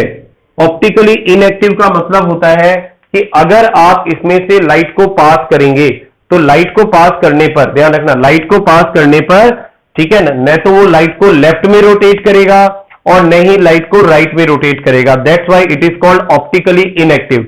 इसी वजह से इसको क्या कहा जाएगा कि ऑप्टिकली इनएक्टिव है ये। ठीक है, तो ये चीज समझ लेनी है कि SN1 रिएक्शन जिस मैकेनिज्म से हुई है बेटा, ठीक है, उस मैकेनिज्म को हम क्या बोल रहे हैं, दिस मैकेनिज्म इज कॉल्ड, इसको आप क्या बोलेंगे, कौन से मेथड से हुई है, रेसेमाइजेशन से। ये जो प्रोसेस है दैट इज कॉल्ड रेसेमाइजेशन, इसका वर्ड ध्यान रखना, दैट इज कॉल्ड रेसेमाइजेशन। भाई रेसेमाइजेशन वो प्रोसेस है जिसमें आपके पास L और D दोनों फॉर्म बनते हैं 50-50%, और बनने वाला जो प्रोडक्ट है वो ऑप्टिकली इनएक्टिव होता है, लाइट को पास नहीं होने देता। ठीक है, इसमें रिटेंशन एंड इन्वर्जन कैसे कराएंगे, एक्चुअली बेटा ये समझना, देखिए ये जो हमारे पास कंपाउंड है जिसमें हम SN1 की बात कर रहे हैं, ठीक है, SN1 के अंदर इन्वर्जन ऑफ कॉन्फ़िगरेशन नहीं होता है। ठीक है, इन्वर्जन ऑफ कॉन्फ़िगरेशन नहीं होता है। इन्वर्जन ऑफ कॉन्फ़िगरेशन जो हमें देखने को मिलता है वो SN2 में देखने को मिलता है। ठीक है, तो वो SN2 के अंदर अपन उस चीज की बात करेंगे। रिटेंशन में क्या होता है मैं भी आपको क्लियर कर देता हूं, एक सेकंड, इसको रफ कर दें अपन, फिर SN2 की बात करते हैं। देखिए एक बार SN2 की बात कर लेते हैं। तो SN2 में क्या होगा, जैसे मान लीजिए आपके पास एक एल्काइल हैलाइड है दैट इज 1 डिग्री, क्योंकि हमें ये पता है कि 1 डिग्री की रिएक्टिविटी ज्यादा होती है। ठीक है, ये आपके पास 1 डिग्री एल्काइल हैलाइड है, और इस 1 डिग्री हम बात करें SN2 की, SN2 मैकेनिज्म या SN2 रिएक्शन की बात कर रहे हैं। ठीक है, तो इस पर जब न्यूक्लियोफाइल का अटैक होता है तो हमने कहा था कि एसएन रिएक्शन में, SN2 रिएक्शन के अंदर nucleophile attack from the back side. Nucleophile जो है वो बैक साइड से अटैक करता है। अगर ये बैक साइड से अटैक कर रहा है, ठीक है, तो इसके साथ बैक साइड से अटैक करके धीरे धीरे बॉन्डिंग करना स्टार्ट करता है, ठीक है। और जो पहले वाले बॉन्ड है जो हैलोजन के साथ में है उसके, वो वीक होते जाते हैं इस तरह से, ठीक है। तो न्यूक्लियोफाइल एक बॉन्ड की फॉर्मेशन करता जाएगा और हैलोजन के साथ उसका बॉन्ड जो है वीक होता जाएगा। तो ये जो हमारे पास बना है बेटा, ये जो बना है इसको हम लोग क्या बोलते हैं? This is called activated complex, ठीक है। एक एक्टिवेटेड कॉम्प्लेक्स की फॉर्मेशन हो जाती है, इसको हम इंटरमीडिएट नहीं कहते हैं। और ये एक्टिवेटेड कॉम्प्लेक्स जो होता है वो लेस स्टेबल होता है, इसकी स्टेबिलिटी काफी कम होती है, इसलिए बॉन्ड जो है इसका आसानी से ब्रेक हो जाएगा Cl का। और स्टेबिलिटी कम क्यों है अपन ये भी देख सकते हैं, क्योंकि बेटा यहां कार्बन अगर आप देख रहे हैं तो कार्बन कितनी बॉन्डिंग कर रहा है? 5 बॉन्डिंग कर रहा है। तो 5 जब कार्बन बॉन्डिंग कर रहा है तो उसकी स्टेबिलिटी बहुत कम होती है, ठीक है, वो बॉन्ड ब्रेक हो जाएगा। और यहां पर आपके पास में जो कंपाउंड बनेगा दैट इज न्यूक्लियोफाइल यहां अटैक कर गया और hydrogen hydrogen hydrogen and Cl leaving group की तरह बाहर निकल जाएगा। अब यहां समझना, देखो ये जो कंपाउंड था हमारे पास मिथाइल हैलाइड, तो ये अगर मैं मान रहा हूं कि L फॉर्म था, ठीक है, रिएक्टेंट था, तो ये जो प्रोडक्ट बना है आपके पास ये डी फॉर्म होगा, ठीक है। डी फॉर्म क्यों होगा? क्योंकि इसका आप कॉन्फ़िगरेशन देखें, इसका जो कॉन्फ़िगरेशन है उसमें तीनों हाइड्रोजन लेफ्ट साइड में, ठीक है, और इसके कॉन्फ़िगरेशन में तीनों हाइड्रोजन जो है वो राइट साइड में, ठीक है। तो यहां पर पूरा कॉन्फ़िगरेशन पलट गया है, पूरा कॉन्फ़िगरेशन पलट गया है। तो इसे हम क्या बोलते हैं? Inversion of configuration, inversion of configuration कहते हैं। It is called inversion of configuration. और इन्वर्जन ऑफ कॉन्फ़िगरेशन किसे कहते हैं अपन? Inversion of configuration is a process in which D form changes into L form. अगर किसी कंपाउंड की जो डी फॉर्म है वो अगर एल फॉर्म में चेंज हो जाए, लीवो रोटेटरी डेक्स्ट्रो रोटेटरी में चेंज हो जाए, या एक मिरर इमेज की दूसरी मिरर इमेज बन जाए, ठीक है, तो उसे हम लोग क्या कहते हैं? इन्वर्जन ऑफ कॉन्फ़िगरेशन, यानी इसका कॉन्फ़िगरेशन पलट गया है, ठीक है। तो यहां पर ये देखने को मिलेगा। अब देखो एक वर्ड बताया था बच्चे, रिटेंशन। एक्चुअली रिटेंशन क्या होता है कि अगर किसी रिएक्शन में रिएक्टेंट से अगर प्रोडक्ट की फॉर्मेशन होती है तो प्रोडक्ट बनते समय आपके पास अगर हेलोजन या कोई भी ग्रुप जो है वो उसी पोजीशन पर जुड़ा हो। जैसे एक एग्जांपल मैं ले रहा हूं, सपोज जैसे मान लीजिए आपके पास में कोई कंपाउंड है जिसमें कार्बन से A B C, ठीक है, और यहां पर सपोज हेलोजन जुड़ा हुआ है, और इसकी रिएक्शन के अंदर मान लीजिए Y इसके ऊपर अटैक करता है, ठीक है, Y इस पर अटैक करता है और हेलोजन को हटाता है यहां से, और हटा करके जो प्रोडक्ट बनाता है A B C, और यहां Y वापस कनेक्ट हो गया है और X को इसने लिविंग ग्रुप की तरह सपोज निकाल दिया है। तो अब अगर मैं यहां पर देखूं तो इनकी वैलेंसीज का जो कॉन्फ़िगरेशन था, ठीक है, जैसे A B C left side में थी, A B C प्रोडक्ट में भी लेफ्ट साइड में है, तो यहां पर मेरा मतलब है कॉन्फ़िगरेशन चेंज नहीं हुआ है, वैलेंसी का कॉन्फ़िगरेशन एज इट इज है, ठीक है। तो इसी को हम क्या बोलते हैं? इसको हम बोलते हैं रिटेंशन। इसे हम क्या बोलते हैं? रिटेंशन। अगर कॉन्फ़िगरेशन चेंज नहीं हो रिएक्शन के बाद में तो वो रिटेंशन है, और अगर कॉन्फ़िगरेशन पलट जाए तो हम बोलेंगे इन्वर्जन ऑफ कॉन्फ़िगरेशन, ठीक है। रिटेंशन में वैसा का वैसा रहता है प्रोडक्ट की वैलेंसीज का अरेंजमेंट, और इन्वर्जन ऑफ कॉन्फ़िगरेशन में पलट जाता है, ठीक है। तो ये चीज ध्यान रखें।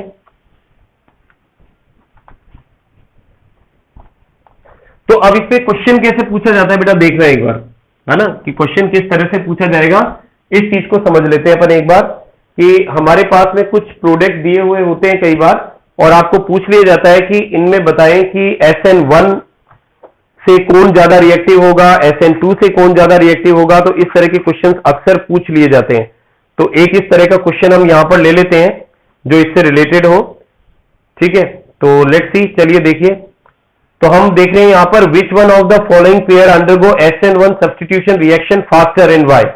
इनमें से SN1 रिएक्शन कौन फास्टर देगा, ठीक है ना, मोर रिएक्टिविटी टुवर्ड्स SN1 रिएक्शन, ठीक है। SN1 रिएक्शन के लिए ज्यादा रिएक्टिविटी किसकी है? तो देखिए यहां पर मैं कंपाउंड बना रहा हूं, यहां मैंने हेलोजन जोड़ दिया है, यहां पर भी मैंने एक हेलोजन जोड़ दिया है, लेकिन एक CH3 भी लगा दिया है, और यहां पर मैंने CH2 लगा के हेलोजन लगा दिया है। ठीक है, तो अब हमें यहां पर देखना है कि किसकी रिएक्टिविटी, जैसे इसको मैं 1 नाम दे रहा हूं, इसको 2 नाम दे रहा हूं, इसको मैं 3 नाम दे रहा हूं, डिग्री नहीं है ये, सॉरी। ठीक है, ABC कर देते हैं, A, B एंड C। ठीक है, आपको ये बताना है कि SN1 रिएक्शन के लिए किसकी रिएक्टिविटी ज्यादा है, या इसका ऑर्डर अरेंज कर दें बेटा। ऑर्डर क्या होना चाहिए, ABC होना चाहिए, BCA होना चाहिए, या CBA होना चाहिए। ठीक है ना, तो इसमें कौन सा ऑर्डर सही है, फर्स्ट वाला, सेकंड वाला या थर्ड वाला, विच ऑर्डर इज करेक्ट, कौन सा ऑर्डर सही है। 3 2 1, 3 2 1।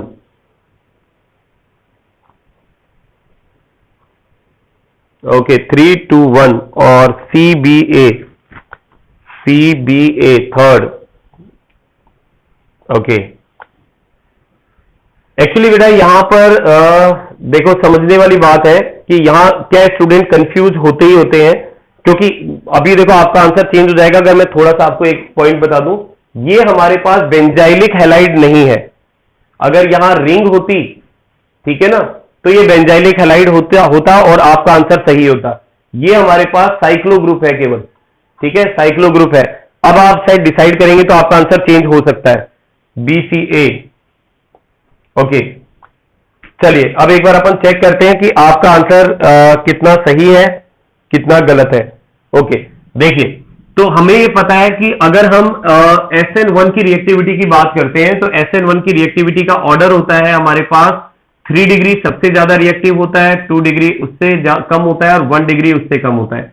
तो हमें यहां पर केवल एक ही चीज तो डिसाइड करनी है कि हमें डिग्री देखनी है बेटा, किसकी डिग्री कम है और किसकी ज्यादा है। ठीक है, ओके, देखते हैं। तो यहां पर आपके पास बेटा ये जो हेलोजन जुड़ा हुआ है जिस कार्बन से, अगर आप गौर करें तो इस कार्बन के दोनों तरफ आपके पास 2 कार्बन है। तो इसका मतलब इसकी अगर हम डिग्री की, ये इसकी डिग्री की बात करें तो ये जो है आपके पास 2 डिग्री है। ठीक है, यहां अगर आप देखते हैं तो यहां पर यहां भी कार्बन है, यहां भी कार्बन है, यहां भी कार्बन है और यहां भी कार्बन है। दैट मीन्स ये हेलोजन X जो जुड़ा हुआ है ये आपके पास में 3 डिग्री से जुड़ा हुआ है। ठीक है, this is 3 degree, this is 2 degree, और इसको अगर आप देखें तो ये तो 1 डिग्री ही है। ठीक है ना, क्योंकि ये जिस कार्बन से जुड़ा है वो तो एक से कनेक्टेड है, तो इसका मतलब ये 1 डिग्री कार्बन है। तो ज्यादा रिएक्टिविटी किसकी होनी चाहिए, इसकी, यानी B सबसे ज्यादा रिएक्टिव है, उसके बाद फिर आपके पास A रिएक्टिव है और उसके बाद में C रिएक्टिव है। तो ये ऑर्डर होगा BAC। लेट मी सी किसने लिखा है BAC, प्रताप सिंह शेखावत। ओके, बेटा बच्चे का नाम मुझे नहीं ध्यान एक्चुअली, क्योंकि आप हो सकता है किसी दूसरे की आईडी से वो यूट्यूब चला रहे हैं, but BCA is correct answer. ठीक है बेटा, वेरी गुड। चलिए अब आगे चलते हैं। तो आई थिंक ये समझ में आ गया होगा आपको किस तरह से। तो बेटा हमेशा ये चीज ध्यान रखें, कोई जरूरी नहीं है कि बिल्कुल सिंपल तरीके से आपसे क्वेश्चन पूछा जाए।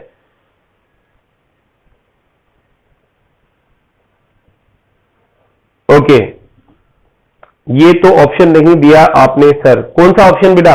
अच्छा, नहीं ऑप्शन तो दे रखा है ना। अच्छा, ये ऑप्शन ही नहीं है क्या इसमें?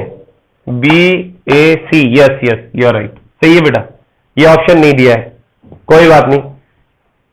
ठीक है, अपन को रीजन पता चल गया। चलिए अब आगे चलते हैं। यस, और अब हम बात करें ओके, इतना टाइम हो गया, क्या बात है, आज तो अपन ने बहुत लंबी क्लास ले ली, 1 घंटा 10 मिनट। चलो 10 मिनट और देख लेते हैं अपन लोग। ठीक है, कोशिश करते हैं कुछ रिएक्शंस को इनको कंप्लीट करने की एक साथ। तो देखिए अब हम बात कर रहे हैं यहां पर नेक्स्ट न्यूक्लियोफिलिक सब्स्टिट्यूशन रिएक्शंस की। तो अगर हम न्यूक्लियोफिलिक सब्स्टिट्यूशन रिएक्शन की बात करते हैं, बिल्कुल 4th ऑप्शन आपके लिए छोड़ रखा था बेटा सही बात है। ओके, यस, तो अगर हम न्यूक्लियोफिलिक सब्स्टिट्यूशन रिएक्शन की बात करते हैं तो जैसे मान लीजिए ये आपके पास एक एल्काइल हैलाइड है, ठीक है, और आप इसकी न्यूक्लियोफिलिक सब्स्टिट्यूशन रिएक्शंस देख रहे हैं, कौन कौन सी न्यूक्लियोफिलिक सब्स्टिट्यूशन रिएक्शन ये देगा। Okay, so let's see. तो इसकी पहली रिएक्शन हम देखते हैं NaOH के साथ, ठीक है, NaOH एक्वस। दूसरी रिएक्शन हम देख रहे हैं यहां पर Ag2O के साथ में। तीसरी रिएक्शन हम इसकी देख रहे हैं NaOCH2CH3 के साथ, सोडियम एथॉक्साइड के साथ में। तीसरी रिएक्शन हम देख रहे हैं यहां पर सिल्वर एसीटेट के साथ, CH3COOAg के साथ। चौथी रिएक्शन देख रहे हैं हम KCN के साथ, AgCN के साथ, ठीक है। फिर हम देख रहे हैं KNO2 के साथ, AgNO2 के साथ, और एक रिएक्शन हम देख रहे हैं अमोनिया के साथ। तो मेन रिएक्शन मैंने यहां पर ले ली है, ठीक है। इनमें जो बढ़िया रिएक्शंस हैं जिन पर क्वेश्चंस बनते हैं उसको थोड़ा अपन और अच्छी तरह डिटेल में डिस्कस करेंगे। तो यहां पर देखिए, अगर मैं बात करता हूं पहली रिएक्शन, ये अच्छी रिएक्शन है, इसका कॉन्ट्रास्ट आता है किसी दूसरी रिएक्शन के साथ में, तो उसको हम डिस्कस कर लेते हैं।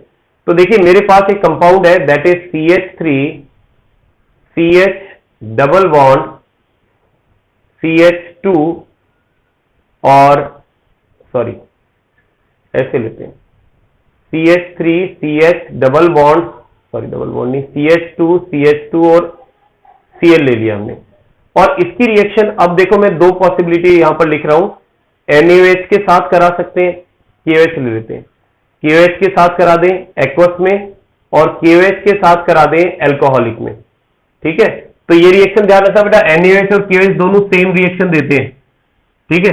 तो ये बड़ा इंटरेस्टिंग क्वेश्चन है, यहां बच्चे गलती करते हैं। तो कई बार रीजन पूछ लेते हैं इसका कि अगर आप एल्काइल हैलाइड की रिएक्शन एक्वस KOH से कराते हैं तो क्या बनेगा, एल्कोहलिक KOH से बनाते कराते हैं तो क्या बनेगा और क्यों बनेगा, ठीक है। क्या बनेगा आई थिंक ये सबको पता है, बट क्यों बनेगा that is also very important, ठीक है। तो उसको समझ लेते हैं हम यहां पर कि इसके अंदर अगर हम यहां एक्वस लेते हैं तो ध्यान रखना ये न्यूक्लियोफिलिक सब्स्टिट्यूशन रिएक्शन होती है, और ये रिएक्शन कुछ इस तरह से होती है CH3CH2 CH2Cl, और KOH का जो OH माइनस आयन है, जो न्यूक्लियोफाइल है, वो इस कार्बन पर अटैक करता है, ठीक है, जहां पर हेलोजन जुड़ा हुआ है, और अटैक करके और हमारे पास जो प्रोडक्ट बनता है that is CH3CH2NOH, sorry CH2NOH, alcohol की फॉर्मेशन हो जाती है, ठीक है। लेकिन अगर हम दूसरी रिएक्शन देखते हैं CH3CH डबल बॉन्ड CH2, और इसकी रिएक्शन हम KOH से लेकिन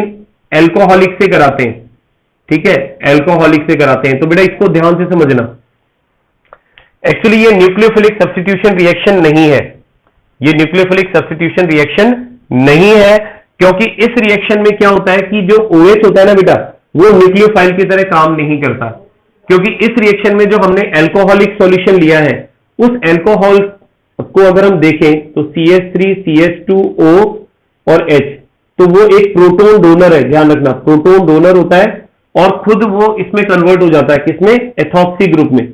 और जो ये एथॉक्साइड ग्रुप है आपके पास में, ये एथॉक्साइड ग्रुप एक बेस की तरह काम करता है, ठीक है ना, एक स्ट्रॉन्ग बेस की तरह काम करता है, H+ को गेन करने का काम करता है। तो यहां पर ये क्या करेगा कि जब अपन इसकी रिएक्शन कराएंगे एल्कोहलिक के अंदर, तो ये एल्कोहलिक के अंदर जो हमने एल्कोहल लिया है, एल्कोहल का ये वाला पार्ट जो है, इसमें से H+ निकालने की कोशिश करेगा, ठीक है, सॉरी ये मैंने रिएक्टेंट सही नहीं लिखा, ठीक है, अब सही है।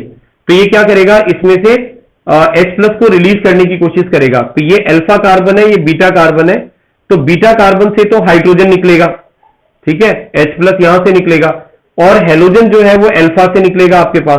तो ये निकल करके H+ OH के साथ कंबाइन हो जाएगा, H2O बनाएगा, ठीक है, और Cl जो है वो K के साथ कंबाइन हो जाएगा, KCl बनाएगा, और जो आपके पास बाकी बचेगा वो डबल बॉन्ड है यहां पर, तो that is CH3CH double bond CH2, यानी प्रोपीन की फॉर्मेशन हो जाएगी, ठीक है, with alcoholic KH elimination with aqueous KOH nucleophilic, सही है बेटा, ठीक है, बीटा एलिमिनेशन रिएक्शन, यस, ठीक है ना। तो नीचे वाले में हमारे पास में ये बीटा एलिमिनेशन रिएक्शन हुई है, और यहां पर आपके पास में न्यूक्लियोफिलिक सब्स्टिट्यूशन रिएक्शन हुई है, ठीक है। तो ये चीज ध्यान रखनी है आपको। लेकिन अगर आपसे पूछा जाए ना कि यहां एलिमिनेशन क्यों हुआ है एल्कोहल की प्रेजेंस में, तो ये आपको पता होना चाहिए कि एल्कोहलिक वाले में आपने एल्कोहल यूज में लिया, और एल्कोहल में जो ये हमारे पास एथॉक्साइड ग्रुप है, ठीक है ना, जो एथॉक्साइड ग्रुप है, एथॉक्साइड आयन, ये एथॉक्साइड आयन किसका काम करता है? स्ट्रॉन्ग बेस का काम करता है बेटा, स्ट्रॉन्ग बेस। और स्ट्रॉन्ग बेस होने की वजह से ये इसमें से, इस एल्काइल हैलाइड में से बीटा कार्बन से हाइड्रोजन को निकाल देता है, ठीक है। और हाइड्रोजन निकलने की वजह से फिर ये इस पर एलिमिनेशन रिएक्शन होने लग जाती है, ठीक है। तो ये चीज थोड़ी ध्यान रखनी है आपको अच्छी तरह से, ठीक है। एक इसी से रिलेटेड एक मैं क्वेश्चन और ले रहा हूं, ठीक है, इसको समझना आप एक बार, ठीक है। तो लास्ट क्वेश्चन ले लेते हैं, आई थिंक काफी टाइम हो गया, नहीं तो आपका डाटा पूरा खत्म हो जाएगा आज की क्लास में। So we have to take care about your data as well. तो CH3 CH3 CH3 Cl and NaOCH2CH3, ठीक है। एक तो ये रिएक्शन देख रहे हैं हम, और एक ये रिएक्शन देख रहे हैं, Cl प्लस NaOCH2CH3, ठीक है। अब इसको समझना बेटा, बहुत बढ़िया रिएक्शन है और यहां से क्वेश्चन पूछ लिया जाता है। देखिए पहली वाली रिएक्शन के अंदर बस मैं आपसे एक सिंपल सा क्वेश्चन पूछ रहा हूं, है ना। आप मुझे ये बताएंगे, इसको थोड़ा सा मैं ऐसे बना देता हूं, ठीक है। आप मुझे केवल ये बताएंगे कि ये फर्स्ट वाली रिएक्शन ए है और सेकंड वाली बी है, ए और बी में से न्यूक्लियोफिलिक सब्स्टिट्यूशन रिएक्शन कौन सी होगी? Which reaction should be nucleophilic substitution, पहली वाली या दूसरी वाली? मैं आपको बता देता हूं, इसमें न्यूक्लियोफाइल ये है हमारे पास, ठीक है। तो कौन सी रिएक्शन न्यूक्लियोफिलिक सब्स्टिट्यूशन रिएक्शन होनी चाहिए? ओके, वेरी गुड, क्या बात है बेटा, डेटा की प्रॉब्लम नहीं है। फर्स्ट वाली रिएक्शन न्यूक्लियोफिलिक सब्स्टिट्यूशन रिएक्शन होगी आपके अकॉर्डिंग, ओके। इसमें देखो थोड़ा सा मैं आपको बताऊं कि अगर हम ये तो पता है कि न्यूक्लियोफिलिक सब्स्टिट्यूशन रिएक्शन अगर ये दे रहा है तो इस न्यूक्लियोफाइल को, ये न्यूक्लियोफाइल होगा आपके पास, ठीक है, और इस न्यूक्लियोफाइल को यहां अटैक करना पड़ेगा, इस कार्बन के ऊपर अटैक करना पड़ेगा। तो जब ये इस कार्बन पर अटैक करेगा तो प्रॉब्लम ये है कि यहां पर एक टर्म आती है that is called steric hindrance, ठीक है, स्टेरिक हिंड्रेंस। तो यहां स्टेरिक हिंड्रेंस क्रिएट होगी बेटा, और इस स्टेरिक हिंड्रेंस की वजह से, स्टेरिक हिंड्रेंस क्या होता है कि ये जो CH3 ग्रुप यहां पर जुड़े हुए हैं, ठीक है, ये बल्कि ग्रुप्स हैं। तो हमने ये पढ़ा था कि SN1 जब रिएक्शन होती है तो न्यूक्लियोफाइल जब अटैक करता है तो जितने ज्यादा बल्कि ग्रुप होते हैं वो उसके अटैक में प्रॉब्लम क्रिएट करते हैं, ठीक है। तो उसके लिए ये न्यूक्लियोफिलिक सब्स्टिट्यूशन रिएक्शन आसानी से नहीं देगा, तो ये उसका alternate ढूंढेगा।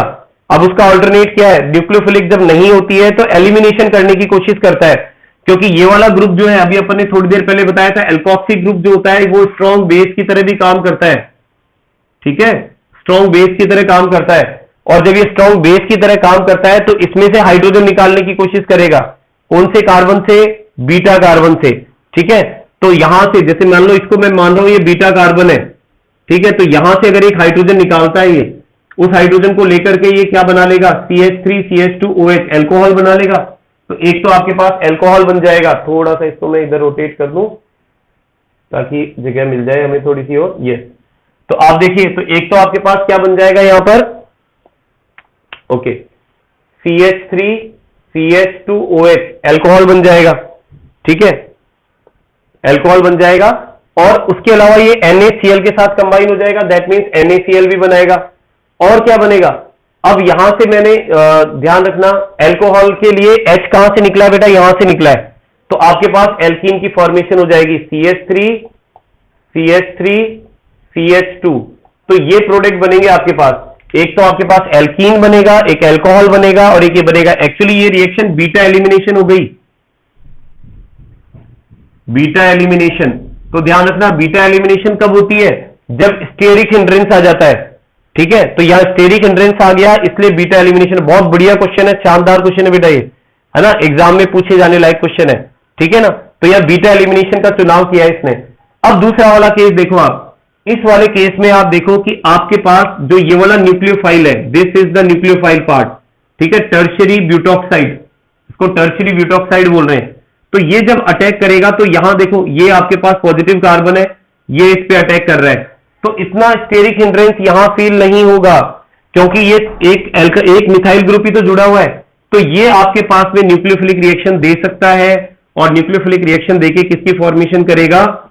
CH2O CH3 CH3 CH3, ठीक है, इसकी फॉर्मेशन कर रहा है और साथ में NaCl रिलीज हो जाएगा, तो इससे ईथर बन गया आपके पास में, ठीक है ना। तो ये एक तो हो गया आपके पास ब्यूटाइल और ये हो गया इथाइल, तो आप इसको बोलेंगे ethyl tertiary butyl butyl ether, ठीक है। तो ये क्वेश्चन ऐसे भी पूछ लेते हैं कि which of the following reaction will give ether, इनमें से कौन सी रिएक्शन से ईथर की फॉर्मेशन हो सकती है? तो ध्यान रखना, second reaction nucleophilic substitution reaction है, ईथर बनाएगी। फर्स्ट वाली रिएक्शन जो है वो बीटा एलिमिनेशन रिएक्शन है, इसके अंदर ईथर की फॉर्मेशन नहीं हो सकती। बीटा एलिमिनेशन क्यों है ये हमें पता चल रहा है स्टेरिक हिंड्रेंस की वजह से ना। बहुत शानदार क्वेश्चन है ये, ठीक है। तो इसको अब रफ कर रहा हूं मैं एक बार, ये कुछ एक दो पॉइंट और बचे हुए हैं, इसको पूरा कर देता हूं, ठीक है। चलिए देखते हैं, ठीक है। इसके बाद देखो बाकी सारी जनरल रिएक्शन है, ये न्यूक्लियोफिलिक सब्स्टिट्यूशन रिएक्शन दे रहे हैं, ये आप कर सकते हैं, ये भी न्यूक्लियोफिलिक सब्स्टिट्यूशन रिएक्शन देगा, ठीक है। एक क्वेश्चन इन दो में से बनता है कि जैसे मान लीजिए आपके पास CH3 CH2 Cl है और इसकी रिएक्शन आप करा रहे हैं, ठीक है, या तो एक तो KCN से और एक AgCN से। तो अब हमारे पास में दो पॉसिबिलिटी आ जाती हैं कि क्या प्रोडक्ट बनेगा, ठीक है। तो एक चीज बता दूं आपको, KCN जो होता है ना बेटा, एक तो KCN है एक AgCN है, तो आप मुझे बता सकते हैं कि इन दोनों में से आयनिक कौन सा कंपाउंड है और कोवलेंट कौन सा कंपाउंड है, which is ionic and which is covalent, बता सकते हैं बेटा? आयनिक कंपाउंड कौन सा है और कोवलेंट कौन सा है? KCN is ionic, very good, ठीक है, KCN आयनिक है, वेरी गुड, और जो AgCN है वो कोवलेंट है। तो ध्यान रखना बेटा, जो आयनिक कंपाउंड होता है उसका CN नेगेटिव जो है ना अपने पास वो अवेलेबल है, ठीक है, तो वो इजिली अटैक कर सकता है, यानी न्यूक्लियोफाइल की तरह जो CN है वो अटैक कर सकता है यहां पर कार्बन के ऊपर, और हमारा जो प्रोडक्ट बनेगा वो इस तरह से बनेगा CH3 CH2 CN, ठीक है, साइनाइड बनेगा। लेकिन अगर आप AgCN के साथ रिएक्शन कराते हैं तो AgCN के अंदर हमारे पास ये वाला जो बॉन्ड है ये कोवलेंट है, कोवलेंट है, नॉट इजिली ब्रेकेबल, ठीक है। तो इसके ऊपर जो लोन पेयर होते हैं नाइट्रोजन के ऊपर वो अवेलेबल है, तो नाइट्रोजन अपने लोन पेयर देकर के रिएक्शन को कराएगा, तो जो प्रोडक्ट यहां पर बनेगा वो कुछ इस तरह से बनेगा, CH3 CH2 देन NC, यानी नाइट्रोजन की तरफ से बॉन्डिंग होगी और दोनों में बाई प्रोडक्ट KCl, इसमें AgCl बाई प्रोडक्ट निकल जाएगा, इसमें KCl निकल जाएगा, ठीक है। तो इसलिए दोनों अलग अलग रिएक्शन करते हैं, ये आयनिक है और ये कोवलेंट बॉन्ड शो कर रहा है, ठीक है। सिमिलरली KNO2 और AgNO2, इनमें भी ध्यान रखें, आपके पास जो KNO2 है बेटा ये जो है ये आयनिक कैरेक्टर शो करता है और AgNO2 जो है वो कोवलेंट कैरेक्टर शो करता है, लाइक दिस, इस तरह से, ठीक है। तो इसके अंदर ये वाला बॉन्ड जो है ना Ag और O के बीच में ये कोवलेंट है और इसके वाला बॉन्ड जो है ये आयनिक है। तो अगेन अगर आप KNO2 से रिएक्शन कराते हैं तो बॉन्डिंग ऑक्सीजन से होगी, ठीक है ना, ऑक्सीजन जो है वो अटैकिंग स्पीसीज हो जाएगा, और अगर आप रिएक्शन कराते हैं AgNO2 से तो अटैक कहां से होगा? नाइट्रोजन की तरफ से होगा, ठीक है, अटैक नाइट्रोजन की तरफ से होगा। ओके, CN का डबल साइड अटैक बता दो एक बार। ओके, इसको समझ लेना बेटा, एक्चुअली क्या होता है अगर अपन CN की बात करें एक बार, चलो यहां बता देता हूं मैं कि एक्चुअली जो CN है ना बेटा, CN इसको हम बोलते हैं एम्फीडेंटेट न्यूक्लियोफाइल, न्यूक्लियोफाइल, इस चीज को समझना, ambidentate nucleophile, ambidentate, sorry, ambidentate nucleophile बोलते हैं इसको। तो एम्बीडेंटेट न्यूक्लियोफाइल का मतलब होता है कि ऐसा न्यूक्लियोफाइल जिसके अंदर दो अटैकिंग साइट हो, ठीक है, जिसमें दो अटैकिंग साइट हो। तो यहां पर जो CN की हम बात कर रहे हैं तो CN जो है वो कार्बन की तरफ से भी बॉन्ड बना सकता है और इसके अलावा नाइट्रोजन के ऊपर लोन पेयर होते हैं तो नाइट्रोजन की तरफ से भी बॉन्डिंग हो सकती है। लेकिन अगर हम KCN के अंदर देखते हैं, यानी अगर ये CN K के साथ बॉन्ड में जुड़ा हुआ है तो यहां पर ये आयनिक बॉन्ड है। तो आयनिक बॉन्ड क्या होता है, जब आप इसको किसी एक्वस सॉल्यूशन में लेंगे या सॉरी एल्कोहलिक सॉल्यूशन में लेंगे तो इसका डिसोसिएशन हो जाता है। तो डिसोसिएशन के बाद CN का कार्बन अवेलेबल होता है बॉन्डिंग के लिए।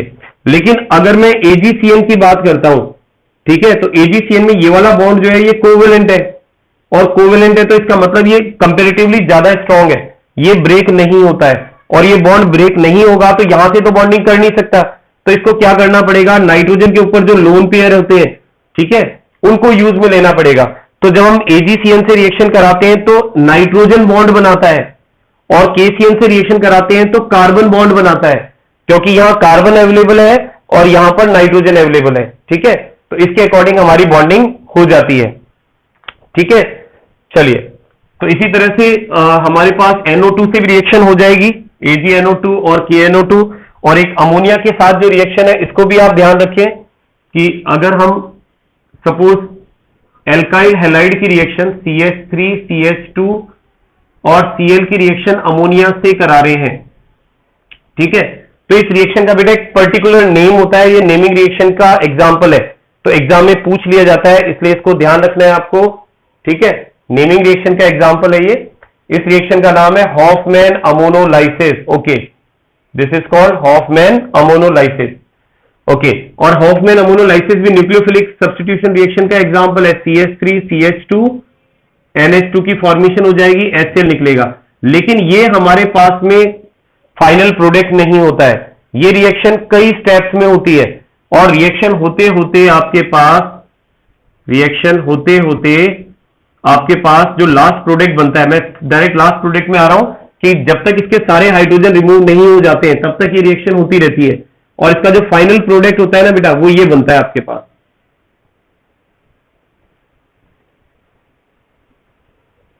ये प्रोडक्ट बनेगा आपके पास, इसको आप बोलेंगे टेट्रा इथाइल अमोनियम क्लोराइड। और ध्यान रखना ये हमारे पास एक क्वेटरनरी सॉल्ट होता है, क्वेटरनरी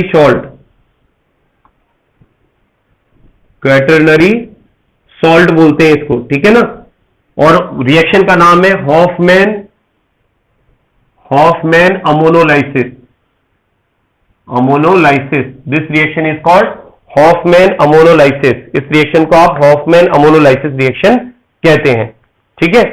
तो ठीक है, tetra ethyl ammonium chloride, very good, ठीक है बेटा। सो इट इज 9:40 बिकॉज आपका शायद दूसरे सब्जेक्ट की क्लास भी होगी, सो आज फिर अपन इतना ही ले रहे हैं, ठीक है, और फिर मिलते हैं। टेस्ट एज यूजुअल जो आपको बता रखा है उस शेड्यूल के अकॉर्डिंग होगा, ठीक है। तो वैसे तो अपना इलेक्ट्रोफिलिक सब्स्टिट्यूशन रिएक्शन बच गई है इसमें, लेकिन फिर अपन नेक्स्ट क्लास के अंदर देख लेंगे, ठीक है। तो हाँ, 1K बेटा ये सब आप लोगों की वो है कि 1K अपना कंप्लीट हो गया है।